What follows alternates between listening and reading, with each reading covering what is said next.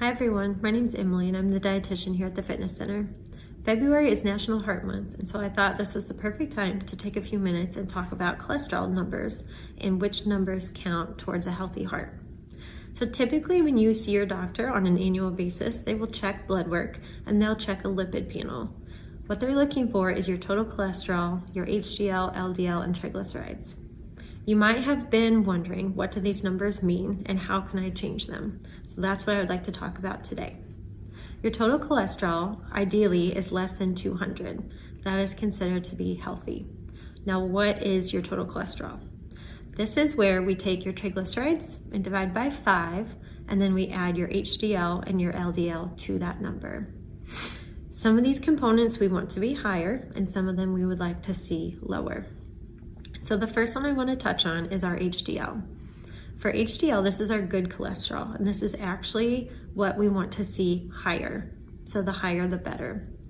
The recommended levels are above 40 for men and above 50 for women.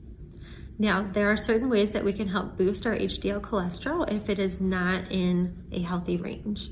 And this includes eating more heart-healthy fats, so foods like avocados, salmon, nuts, olive oil, flaxseed, and chia seeds.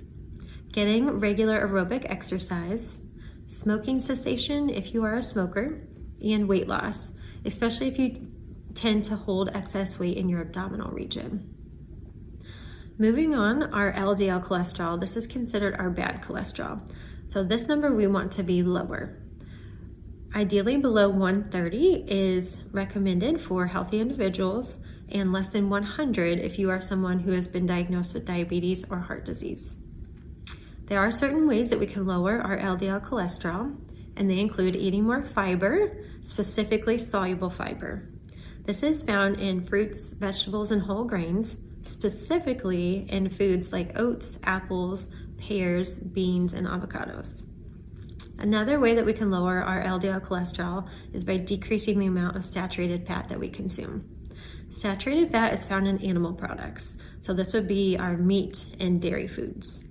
The higher the fat content of dairy foods like cheese, yogurt, and milk, and the higher the fat content of the meat that you're eating, that is going to be an indicator that there is more saturated fat present.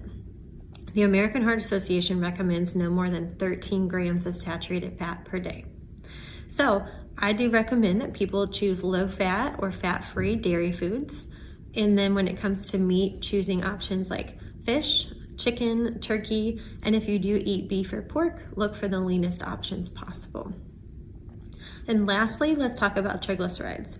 The ideal value for triglycerides is less than 150. There are some ways that we can lower this as well, and that includes decreasing your alcohol consumption and decreasing your intake of refined carbohydrates.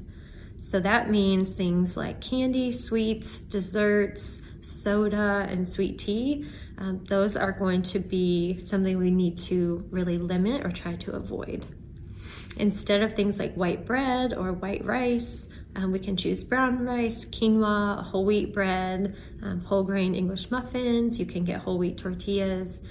So in the carbohydrate and grain section, trying to get more whole grain, whole wheat, whole grain. And choosing low sugar beverages like sparkling water or low fat milk are also great options. If you have any questions about your cholesterol numbers, or if you'd like to schedule a nutrition appointment to talk about anything else, feel free to stop by the front desk today. I hope you enjoyed learning about cholesterol levels. Cheers to a happy and healthy February. Take care.